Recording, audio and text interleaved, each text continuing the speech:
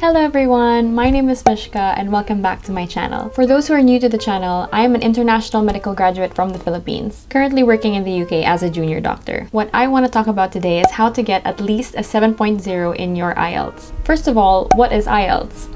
IELTS stands for International English Language Testing System and is apparently the world's most popular English language test for higher education and migration. You could be taking IELTS for all sorts of reasons. In my case, I took it to book my PLAB exam and get into the 2-year foundation program. So there are a few types of IELTS exams. There's the general, the academic, and the UKVI. Now you will have to book one of these tests depending on which organization you're applying to. For PLAB exam and for GMC registration, you need at least a 7.0 in each domain and a 7.5 as your overall average score.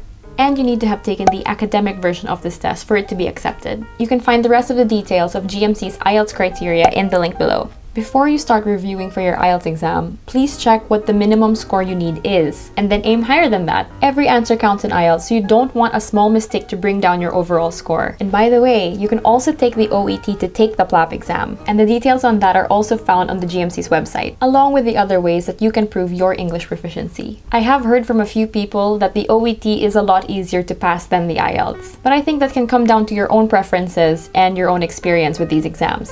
So the IELTS will test you on 4 domains. That's reading, listening, speaking, and writing. If you're generally not an English speaker, practicing for the IELTS will take a lot of focus and energy, so don't cram this in just a week. I did, and I ended up having to retake the test and spending even more money, which is something that I don't want you guys to do. So here are my tips on how to prepare for the IELTS and get a 7.0 and above in each domain. So first up is reading. Reading is one of the easier domains to get a good score in, especially if you're already used to reading media in English. Both the reading and the listening exams have objectively correct and incorrect answers, meaning there is definitely a right or wrong answer when you're answering these questions. This is because they're testing your understanding of the articles, unlike in the speaking and writing domains, where your answers are based on how well you express yourself. If you're taking the academic version of the IELTS, which is required by the GMC, then the content is a little bit harder than general IELTS. In the reading part of the test, you will be given 60 minutes to read 3 passages that were taken from magazines, articles, or newspapers. The kind of articles that you'll get in the academic IELTS are non-specialized, but they are at the reading level of those entering university. If you're taking the general IELTS, then the articles are those that you would find day to day, such as in handbooks, guidances, or notices. So this is how the test will look. It will be a long stream of text followed by several questions relating to what you've just read. Now you will be asked 40 questions in this domain. To prepare for this kind of exam, it's good to read general newspaper articles and try to understand what their message is. I prepared by searching online practice tests and answering those questions. The more you do it, the better you can understand the nuances in academic writing. That way you can make inferences so you can understand the implications in certain sentences. There are lots of online resources for you to practice these. You can also check out the British Council website, which has reading comprehension tests similar to those in the general IELTS. I would also recommend checking IELTS.org practice tests. The link for these is in the description.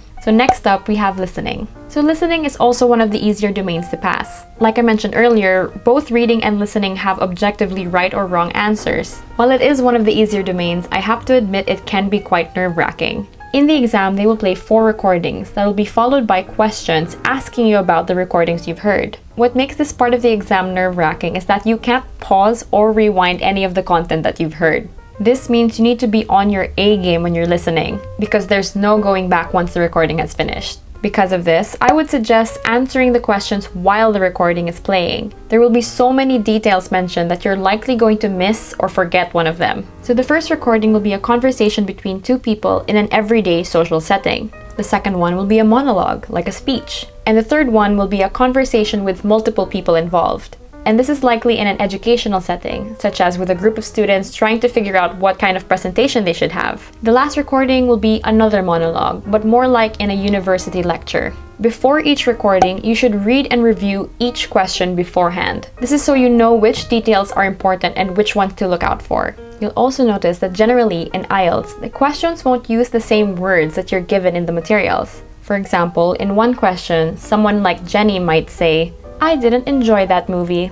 But the question will ask, what movie did Jenny say she disliked? A A really great way to review for the listening exams is through this YouTube channel called IELTS Listening Test. On this channel, they post recordings of listening test practices here. If I'm honest, I'm not sure where they get the recordings from, but I had a look through it and it's verified on YouTube, so it's likely not breaching any community guidelines. So since this kind of resource is available, it might be worth using. Another thing to bear in mind is that some people might find it difficult to pick up certain words if you're purely listening to them. In reality, when we're listening to people, we read their lips as well to understand what they're saying. So a great way to practice listening skills is listening to podcasts. This way, you can learn to listen to people without actually seeing them speak. So now we're on to the third domain, speaking. So this is one of the harder domains to score highly in if you're not usually an English speaker. This part of the exam is also subjective, meaning it depends on who is grading you and providing you with a score. The examiners are, however, trained in grading you, so your score is not going to be based on whether they like you or not. Still, that doesn't mean when you arrive for your speaking test that you shouldn't be on your best behavior and dress nicely. I would say try to find a friend who speaks English well, and try speaking to them only in English for an entire month. This way, your brain will be trained for you to use English to express yourself. It's also really important that you ask your friends and family to support you, because you will be tempted to go back to your mother tongue when speaking to them. But you must resist. I also had difficulty when keeping to this routine because my family speaks a mix of Tagalog and English at home, and I would forget to reply to them in English when they would speak to me in Tagalog. So a great way to practice as well is to check out the IELTS.idp.com website. On here, they've posted samples of the kinds of questions that you'll get in the speaking exam itself. So you can prepare and see how well you can speak freely in English for 2 minutes on certain topics. The link to this website is also in the description. And lastly, we have writing. So I'm gonna say this right now, I'm really salty about this part of the exam. It's notorious for bringing your overall average down and can even be the only domain that people don't score well in. But have no fear. There is a way for you to review for something like this. While writing skills are a bit more complex than reading, listening, or speaking skills, you can score really well with enough practice. If you're taking the academic IELTS, the writing tasks may be a little bit more difficult than the general IELTS. In task 1, you will be asked to describe in your own words a map, a graph, or a diagram in certain detail. For task 2, you will be asked to write a short essay on certain problems or opinions and give your point of view. While it may sound easy enough, there is actually a specific way for you to answer all of these tasks. Instead of me going through them one by one now, a great way to practice is using the Magoosh videos.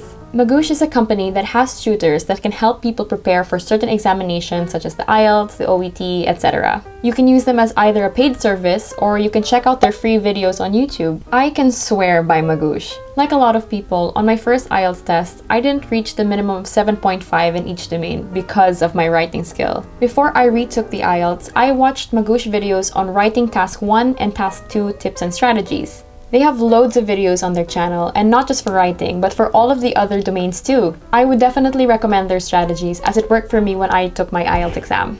You can find their channel link in the description.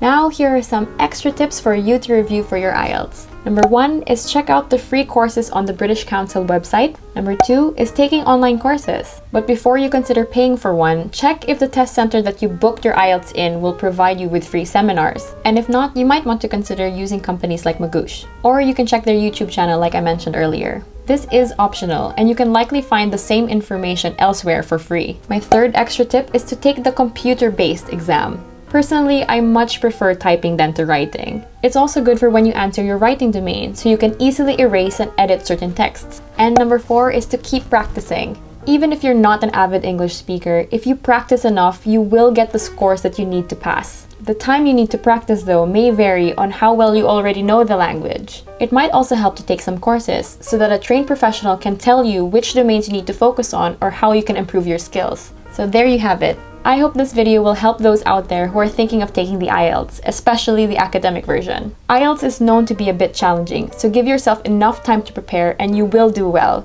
Thank you guys for watching today's video. I've placed some links in the description of the different resources and reference that I mentioned today. Let me know what you guys want to see next on this channel. If you have any questions about my journey here to the UK, feel free to message me on my Instagram @Mischka or leave a comment below. Please like this video because we love to be liked. And don't forget to subscribe to catch more of my study tips. Good luck to everyone on your exams. See ya!